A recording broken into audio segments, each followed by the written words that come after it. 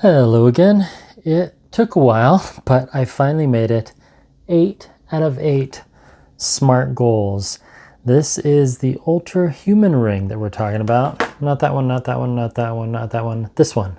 The Ultrahuman Ring Air. It's usually on my left index finger. So here are my 8 smart goals. Got my steps in today.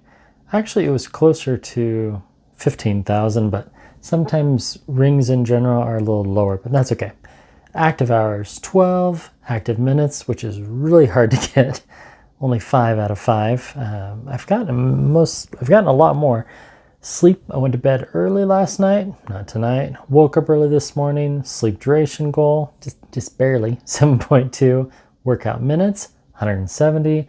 And the phase activity, which is also another hard one because you have to wake up early and get a bunch of steps. So there we go, 8 out of 8. And I think that looks really, really good. And now it's gonna reset because it's midnight. So it's fun, it's fun. I like wearing the ring. I like the goals. I like the quick ability to see my skin temperature, my heart rate. There's the timeline. I can quickly go back to yesterday, which ended 30 seconds ago. Ring battery, the battery life is good. I charge about every 4 to 5 days. And they also added zones. I added a friend, but they haven't accepted my request yet, so I don't have anyone to share it with, but hopefully soon. And I'm excited to see what and kind of where Ultrahuman goes with the whole zones thing. If it's going to be a leaderboard like Garmin or Fitbit or Samsung, well, we'll see what happens. And all my workouts are imported in the timeline, which is fun. One thing I think that will happen soon is, that SMART goals 8 of 8. Oh, now it's, So it shows that I reached the goals, but you can't revisit them. When you have the whole active hours and active minutes, I think active minutes is going to be directly affected by workouts imported from either this Garmin watch or this Garmin watch, or if you have a Samsung watch or an Apple watch. The app pairs and connects to lots of other devices, which is really cool. Accuracy, a lot of people ask about that. I think it's pretty good, and it's right up there with the Oura Ring. I would say it's a lot more accurate than circular. Sorry, over there in France, but you just barely got out of beta mode. Yes, it is comfortable to wear. If you notice, there's just that one slight little bump there, so just, slides on your finger. And I don't find that I'm adjusting the ring a lot, actually, for any of these rings. As long as they're a nice, snug fit, they pretty much stay. Especially Oura, they have the 3 bumps there and just kind of stays put on your finger. Again, order the sizing kit, make sure it's a good fit. But I was just excited that I finally reached that 8 goal. I'm always missing one. I either wake up late or I'm working in the morning and I can't go on a walk. But today everything just fell together, and tomorrow I'm not going to make my goals because I stayed up late, and I'll probably wake up early, and so I'll miss 3. I'll be short on my sleep. I'll be sleeping in 4, and then I'll also not be able to get my phase activity. Well, maybe. Anyway, it's kind of a funny thing, and I actually kind of feel silly talking about this, but I was just so excited because I reached the magic 8. The active hours one is not too hard. You just have to move a certain distance every hour, and if you saw it earlier, it said 12 out of 7. Active minutes is the hardest one because of the way the app is organized. But battery life's good. The ring's comfortable to wear. I like how when I take a nap, it increases my sleep index. Kind of a note to other people that are working on that. If you're going to make a smart ring, and both Oura and Ultrahuman do this, they allow the nap to not just be like, here's all your data, and then the nap is just there. The nap is integrated with your sleep, and it shows a positive effect into your stats for the rest of the day. And I just think that is So cool. So cool. What else do I like about the app?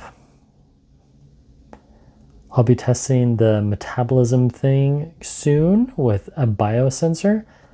I don't have, I'm not a diabetic, but I still want to measure my glucose, and I want to experience what a lot of friends of mine are going through dealing with their, I don't know how to, yeah, it's difficult. I've never had to do what they're going through, and I'm curious to experience that. I'll go more into that soon. I believe I'll be testing that probably in a week or two, so you'll see that video coming soon. So if you want to subscribe and do all that stuff, yeah, you'll find out about it. But it's interesting. It's going to be fun. I've already requested access, and I've been talking to some folks over at Ultrahuman, so I'm excited to do that. On the Discover tab, that's fun. I've used this. I've been getting more into meditating, and then also the workouts, calming anxiety, and all these are free. So that part's pretty cool. I haven't done a Pilates workout yet, and I have my other workouts. Well, we won't go into that, but it's just real easy. You got your sleep score, you have your movement score, you have your recovery score. I would like to see that the recovery score kind of morphs into a readiness score throughout the day. So depending on how your day goes with exercise and whatnot, instead of the recovery score being static, like, okay, in the morning, that's your score, but that's more towards body battery like Garmin. And I was talking to a friend of mine, he's like, well, in a way, that can be a placebo, right? So in the morning you wake up and says, hey, you're recovered, your recovery score is 95. If you want to go on a 20-mile run, great, go for that.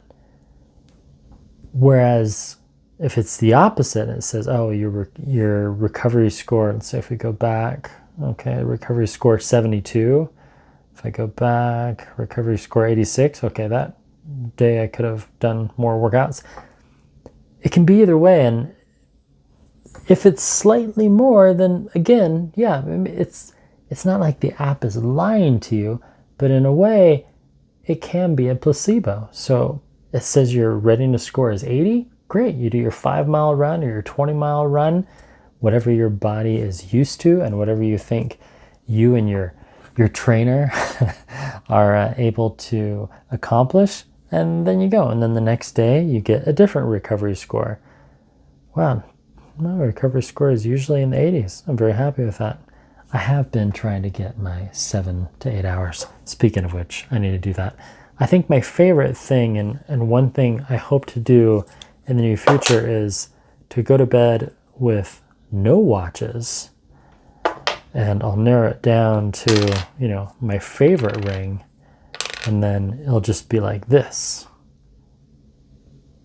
No watches.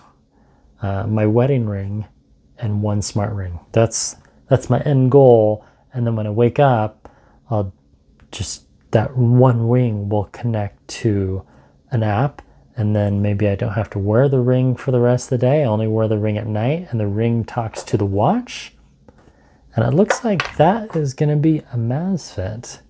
Or is it a Mazfit? I am so sorry. I always get confused on that. I'm a little tired. A Mazfit. Pretty sure it's a Mazfit. Yeah. Anyway, so that would be cool. And then just wear the Falcon during the day and the Amazfit Helio at night. Or maybe Ultrahuman will start partnering with Garmin. Is Garmin getting a smart ring? These questions float around my head. Are you asking the same? It'll be interesting. So more coming on the channel soon. I'm still excited that I finally got that ankle. All right, I'm tired. I'm going to go to bed. Thank you so much for watching. And whether you're going to go to bed with one smart ring or 2, or in my case 4, and maybe you're going to wear 2 smartwatches to bed like me. Who knows, right? I am going to wear this Garmin Epix and my Samsung Galaxy because I need to finish that study. And even though I may not get all 8 goals tomorrow, I'll still get at least 4, and that's going to be good enough. I hope you get some good sleep. Thanks for watching. Goodbye.